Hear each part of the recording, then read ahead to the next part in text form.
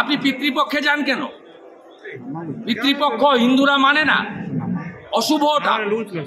পিতৃপক্ষে গয়াতে যায় সবাই, গিয়ে তাদের যারা পিতামাতা গত হয় পিণ্ডদান করে। পিতৃপক্ষে শুভ কাজ কেউ করে না। আপনি কেন পিতৃপক্ষে কাঁচি নিয়ে ঘুরে বেড়ান? উনি রাম মন্দির নির্মাণের দিন কলকাতায় মিছিল করেছিলেন কেন? 22শে জানুয়ারি 2024 ভারতবর্ষে অনেক অবিজেপি মুখ্যমন্ত্রী ছিলেন। কোন মুখ্যমন্ত্রী বলেছিলেন রাম মন্দির মানি না? আপনি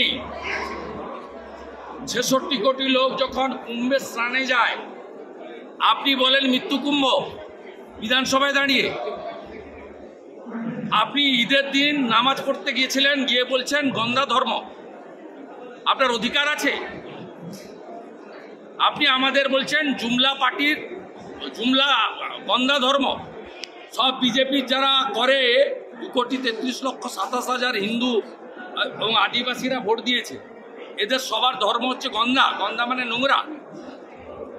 আপনি নিজে আপনার মুখের ভাষা, আপনার বাচনভঙ্গি, আপনি খুশির ঈদে শুভেচ্ছা দেন ধর্মীয় রীতি মেনে, আমাদের আপত্তি নেই। আপনি রামনবমীতে শুভেচ্ছা দেন রামের ছবি বাদ দিয়ে। আপনি নিজের আপনার আচার আচরণ কথাবার্তায় আপনি নিজে হিন্দু বিরোধী প্রমাণ করেছেন। আপনি একটা মিথ্যাবাদী।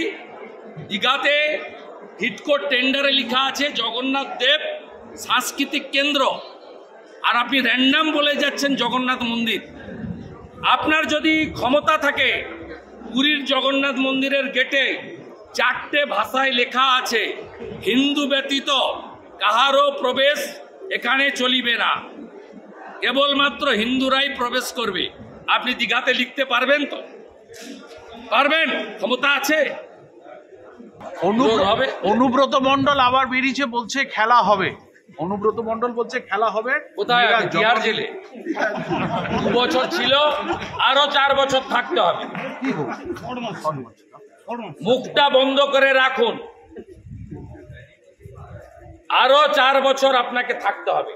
আপনার সব অ্যাকাউন্ট ফ্রিজ হয়েছে, আপনার এবং আপনার সিকিউরিটি, তার সমস্ত প্রপার্টি ইডি সিজ করেছে, অকশন করছে। আপনি ভাববেন না 2 বছর পেরিয়ে এসে হিরো। এখনো পর্যন্ত ভাষা আপনার ঠিক আছে, বেলাইনে গেলে আপনিও ডিরেল হবেন।